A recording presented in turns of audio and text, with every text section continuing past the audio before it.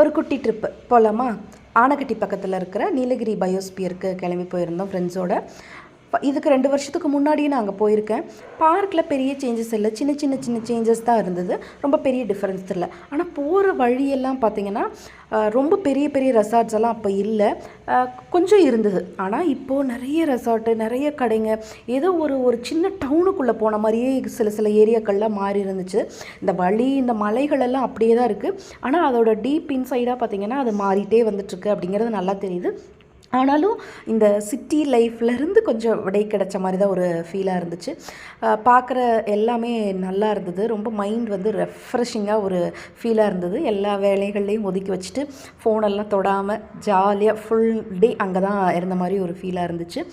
போகிற வழியெல்லாம் கடைங்க. அப்புறம் ஒரு கடையில் போய் நிறுத்தி டீ குடிச்சிட்டு, டீ கொஞ்சம் சுமாராக தான் இருந்தது, பட் டீ குடிச்சிட்டு ஒரு பிஸ்கெட் சாப்பிட்டு அப்புறம் எங்கள் பயணம் அப்படியே தொடர்ந்தது. நல்ல ஒரு ஒரு ஒரு ஒரு ஒரு மலை, எந்த சத்தமும் இல்லாமல் நம்ம பாட்டுக்கு பேசாமல் ஏதோ ஒரு பாட்டை அப்படியே ஹம் பண்ணிவிட்டு நம்ம பாட்டுக்கு ரோட்டில் பார்த்துட்டே போயிட்டுருக்கலாம். பெரிய விலங்குகள்லாம் எதுவும் கண்ணில் தென்படலை. ஆனால் சம்டைம்ஸ் வரும் அப்படின்னு சொல்லி சொன்னாங்க, யானை வரும் அப்படின்னு சொல்லி சொன்னாங்க. ஆனால் அதனால் பெருசாக எந்த பாதிப்புமெல்லாம் ஏற்படலை. அதுவும் மழையும் வரல. அதனால் நம்ம பாட்டுக்கு நம்ம பயணத்தை கண்டினியூ பண்ணிகிட்டு இருந்தோம். பார்க்குறதுக்கு ரொம்ப நல்லா இருந்துச்சு. அந்த நீலகிரி பயோஸ்பியரில் என்னென்ன இருக்கும் அப்படிங்கிறது எல்லாத்தையும் நான் அடுத்தடுத்த வீடியோவில் அப்டேட் பண்ணுறேன். ஒரு நல்ல கிளைமேட், சில்லாக அப்படியே நம்ம பாட்டுக்கு ஜாலியாக போயிட்டு வந்துட்டு இருந்த ஒரு ஃபீல் இருந்துச்சு. அடுத்தடுத்த வீடியோவுக்கு காத்துருங்க.